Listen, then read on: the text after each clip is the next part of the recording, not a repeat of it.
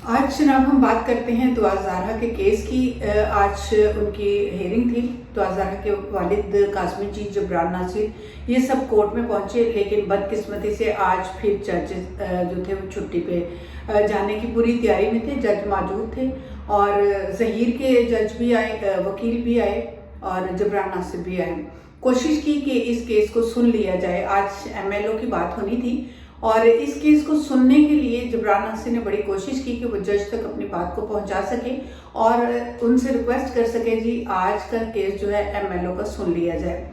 लेकिन जज साहब ने कहा, जी मैं पहले कुछ केस मसीद है उनको सुन लूँ, फिर आपको बारी दूंगा। फिर उसके बाद आपको पता है कि वो तकरीबन 10, साढ़े 10 से लेकर 11 बजे के दरम्यान में टी ब्रेक स्टार्ट हो जाती है। तो जज साहब ने कहा, जी मैं पहले चाय पी लूँ, ताज़ा दम हो लूँ, फिर आपके केस को मैं सुनता हूँ ताकि एक अच्छा फैसला मैं दे सकूँ। चाय पीने के बाद फ्रेशनेस आ जाए।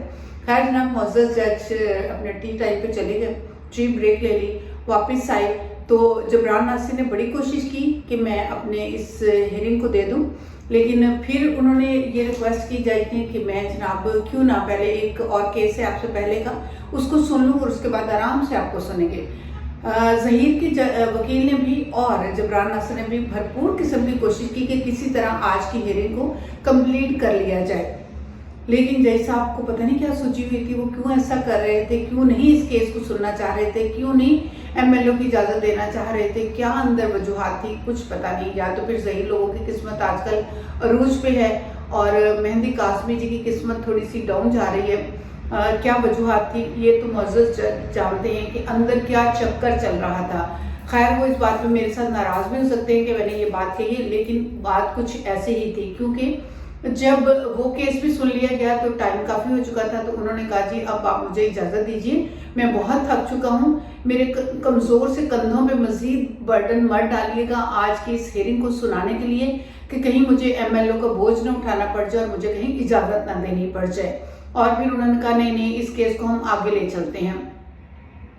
और जब उनके साथ काफ़ी दोनों वकीलों ने काफ़ी ज़्यादा फोर्स किया जज को, तो उन्होंने बड़ी ही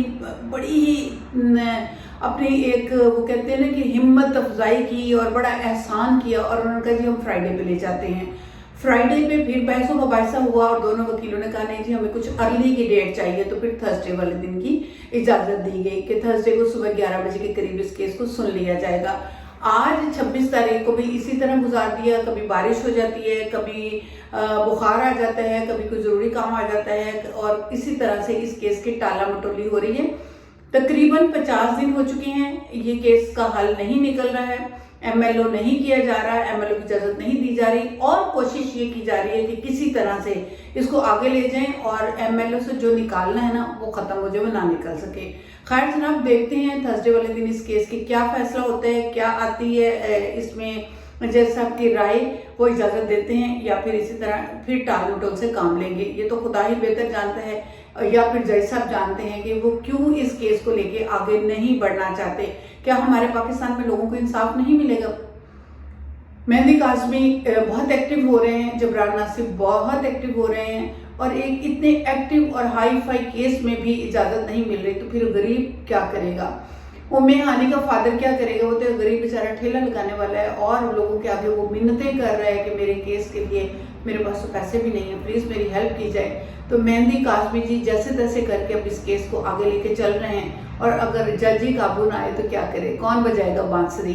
तो हमारे जज साहबान को सोचना चाहिए कि इंसाफ के दरवाजे खटखटाने वाले खटखटा रह जाते हैं, उनके हाथ छलनी हो चुके हैं, उनके जूते फट चुके हैं और आप हैं कि किसी करवट टस से मस नहीं हो रहे।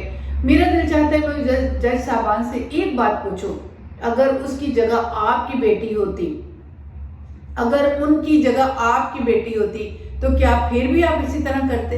ये एक मेरा क्वेश्चन है, अगर आप चाहें तो उसके आंसर जरूर कीजिएगा कि क्या जज साहब की बेटी होती तो वो फिर भी इतना ही टाइम देते और इसी तरह टाल मटोल करते?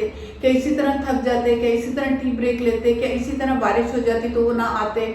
जज साहबान को अपनी बेटियां को हिफाजत देनी है इस मुल्क में, अगर ये हिफाजत देने के लिए इसी तरह टाल मटोल करते रहेंगे तो कौन खटकाएगा इस इंसाफ का दरवाज़ा? फिर लोग अफरा तफरी के आलम में एक दूसरे को पढ़ते रहेंगे, उड़ते रहेंगे।